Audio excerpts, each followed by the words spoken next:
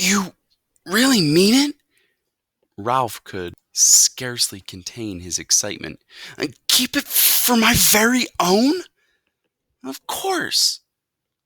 How come? Ralph wanted to know. I just like to think of you riding it, said Keith.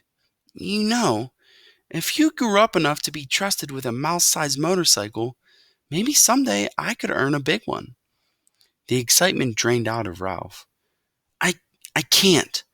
I don't have any place to keep it. It's too big to go through the knothole, and I couldn't hide it behind the curtain forever because I've heard that after Labor Day, when there aren't so many tourists, they take the curtains down to be cleaned. That is a problem, agreed Keith. There must be some place in a big hotel like this where you could keep a motorcycle. Ralph sat on the motorcycle thinking as hard as he could. In the closet? He couldn't get it out when the door was closed. Under the bed? Eventually it would be found. How about downstairs? Suggested Keith. I could carry it down for you before we leave. There must be a good hiding place down there someplace. There's that big old clock my ancestor ran up, said Ralph thoughtfully. Nobody ever cleans it, but frankly, I don't care to have it striking over my head. Keith thought a while. How about that big television set in the lobby? He asked. The noise shouldn't bother you because you'd only go under it at night when everyone was asleep. Yes! Ralph was excited. That's a perfect garage. I saw it when I got the aspirin. The legs are just high enough for the motorcycle, but not quite high enough for a vacuum cleaner attachment.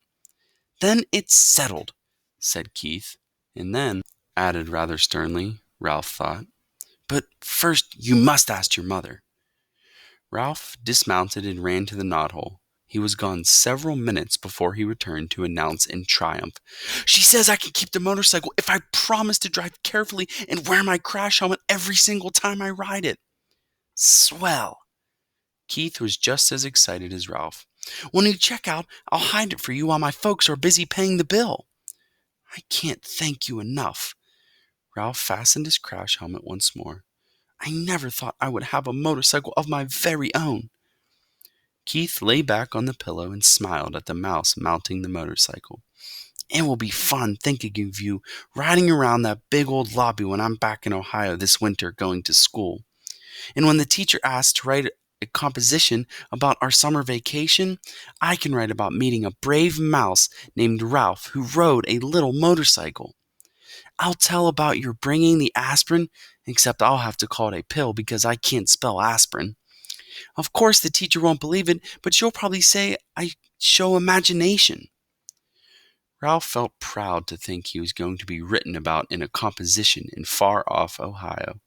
Brrr! He grabbed his tail, gunned the motor, and took off, heading for the threadbare part of the carpet that made such a good speedway.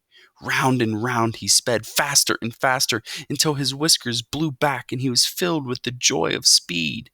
He longed to wave to Keith, but he realized a good driver must keep both paws on the hand grips. He glanced up and noticed that Keith's eyes were closed. The boy had fallen asleep with a smile on his face. Ralph dragged his heels to brake the motorcycle. Quietly he parked it beside the bed and quietly removed his crash helmet and hid it behind the curtain. He did not want to disturb the sleeping boy. Ralph could wait to see the motorcycle, if it was his to keep. The end.